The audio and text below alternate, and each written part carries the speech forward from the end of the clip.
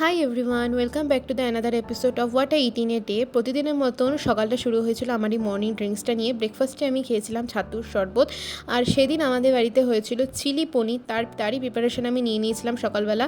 প্রথমে এই ভেজিটেবলসগুলোকে কেটে দেন পনিরটাকে একটু কোটিং করে রেখে দিয়েছিলাম, দেন ফ্রাই করলাম। তারপর রসুন কুচি, পেঁয়াজ কুচি আর ক্যাপসিকাম দিয়ে অল্প একটু নাড়াচাড়া করার পর এটার মধ্যে লঙ্কা, আদা বাটা আর একটু গোলমরিচের গুঁড়ো আর লবণ দিয়ে ভালো মতন করে মিক্সড করে নিয়েছি। লবণটা আমি শ্যুট করতে ভুলে গিয়েছিলাম। দেন ধীরে ধীরে ভিনিগার, সয়া সস, দেন রেড চিলি সস, শেজওয়ান চাটনি, কেচাপ এই সবগুলো দিয়ে ভালো মতন করে পনিরটাকে একটু নেড়ে চেড়ে আমাদের তৈরি একদম ঘরোয়া স্টাইল চিলি পনির। আর সত্যি বলছি খুবই ভালো হয়েছিল।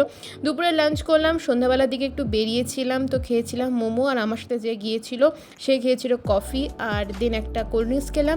আসার সময় নিয়ে এসেছিলাম এই তন্দুরি রুটি, এটা আমি চিলি পনির দিয়ে রাত্রে ডিনার করেছিলাম। তো দ্যাটস ইট ফর টুডে।